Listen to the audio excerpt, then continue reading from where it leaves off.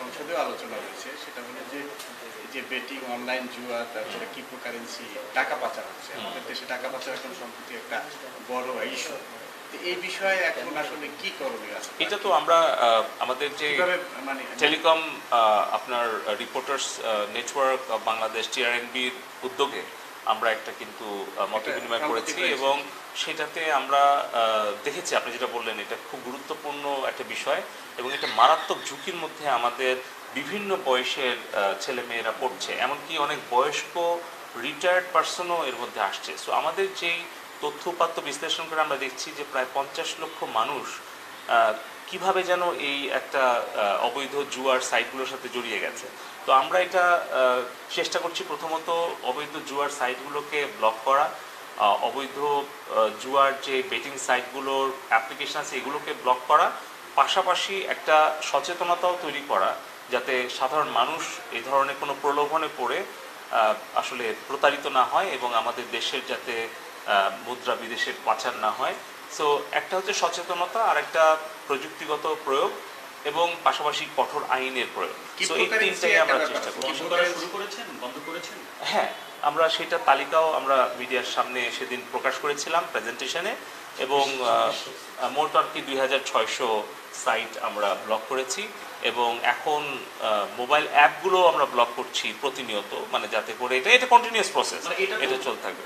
Block করার পরেও তো আবারও আমরা চেষ্টা করব এটা বন্ধ করা যায়, মানে তারা যাতে হ্যাঁ সেটা নিয়ে আমরা যৌথ হয়ে বসছিলাম, মানে department of telecom dot national telecom monitoring cell centre NTMC, আমাদের বাংলাদেশ কম্পিউটার কাউন্সিল, বিটিআরসি এবং cyber security agency BGD sir, আমরা সবাইকে নিয়ে জেনে বসছি যার যতটুকু সক্ষমতা আছে পুলিশ এবং ইন্টেলিজেন্স সবাই মিলে আমরা একটা ড্রাইভ দিচ্ছি সম্মিলিতভাবে যে আরও উচ্চ ক্ষমতা সম্পন্ন প্রযুক্তি প্রয়োগ করে আমরা কন্টিনিউয়াসলি এটা ব্লক করতে থাকবো এবং আমরা মিডিয়ারও সহায়তা পাচ্ছি, বিভিন্ন সোর্সে যেটাই পাচ্ছি আমরা সেটাই আমরা ব্লক করার চেষ্টা করছি।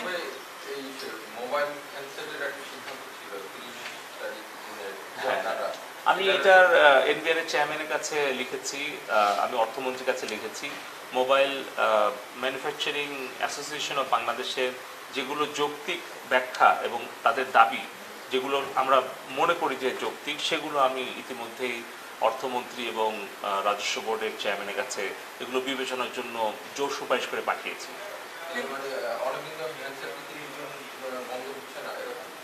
না, এটা বন্ধ করার বিষয়টা আমরা রেজিস্ট্রেশনটা কনফার্ম করেছি আর আমরা এনবিআরকে এই ডেটাবেসটা দিচ্ছি। সো আমরা আমাদের বাংলাদেশ আপনার টেলিকমিউনিকেশন কমিশনের যেটা এখতিয়ার সেটা আমরা আমাদের সর্বোচ্চ প্রযুক্তিটা করছি, আর যেটা বাংলাদেশ রেভিনিউ বোর্ডের যেটা ক্ষমতা সেটা আমরা তাদেরকে দিচ্ছি। যেরকম ধরেন কাস্টমসে আমাদের ইউনিভার্সাল পোস্টাল ইউনিয়নের একটা সফটওয়্যার আমাদেরকে দিয়েছিল, তা আমাদের পার্টটা অ্যাক্টিভ আছে কিন্তু দেখা যাচ্ছে কাস্টমসের একটা মডিউল তার অ্যাক্টিভেট করে নাই, যার ফলে কিন্তু আমাদের এই পণ্য মানে প্রসেসে অনেক দেরি হচ্ছে। তো আমি গতকালকে এই মিটিংটা করে পোস্টে কুরিয়ারের সাথে আমি এনবিআর চেয়ারম্যানকে ফোন করে বলেছি যে এইটা আজকে ওদের মিটিং চলতেছে। সো এইভাবে আমরা সবগুলো দায়িত্বগুলো কার কোনটা আছে এবং কোনটা প্রযুক্তি দিয়ে আমরা আরও সহজ করতে পারি সেটা আমরা যেরকম পোস্ট টেলিকম এবং আইসি থেকে হেল্প করতেছি, পাশাপাশি যার যেটা ম্যান্ডেট যার যেটা জুরিসডিকশনের মধ্যে তারা যাতে সেটা ভালোভাবে করে সেটাও আমরা চেষ্টা করতেছি। ছোট প্রশ্ন ছিল, একটা হচ্ছে যে সিম ট্যাক্স 300 টাকা করার পরে আমরা শুনলাম যে বিটিআরসি নতুন নাম্বার ইস্যু করছে না, বেশ সময় নিচ্ছে, তো এটা তো রাজস্ব বাড়ানোর জন্য। তো সিম যদি নতুন সিম নাম্বার যদি ইস্যু না করে তাহলে তো অপারেটররা ছাড়তে পারবেন না, এই বিষয়ে আপনি ব্যবস্থা নেবেন কিনা? আমি নিব এটা। ডাটা প্যাকেজে বেঁধে দেওয়ার পর থেকে আমরা দেখতেছিলাম যে গ্রাহকদের মধ্যে একটা অসন্তোষ, এই দুইটা নিয়ে আমি বসছিলাম চেয়ারম্যান এবং আমাদের যারা ডিরেক্টর এবং কমিশনার আছে। তো আপনি বলছেন এই দুটোই আসলে আমরা রিভিউ করছি। সো আমি বলেছি একটা রিপোর্ট দিতে টিমের যে যদি আমাদের ডেটা প্যাকেজ 3টা থেকে আরও একটু বাড়াতে হয় বা অন্য কোনো স্মল মানে প্যাকেজগুলো কাজে লাগে বা মানুষের কাছে প্রিয় হয়, তাহলে আমাদের মানে গ্রাহকদের যেটা পছন্দের বা প্রিয় সেটা আমরা যাতে কনসিডার করি, এটা আমি বলেছি তাদেরকে। আর আরেকটা হচ্ছে যে যেটা সিমের নতুন নাম্বারটা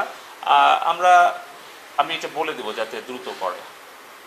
ঠিক আছে, thank you thank you thank you মুখস্থ সব না, আমরাও অনেক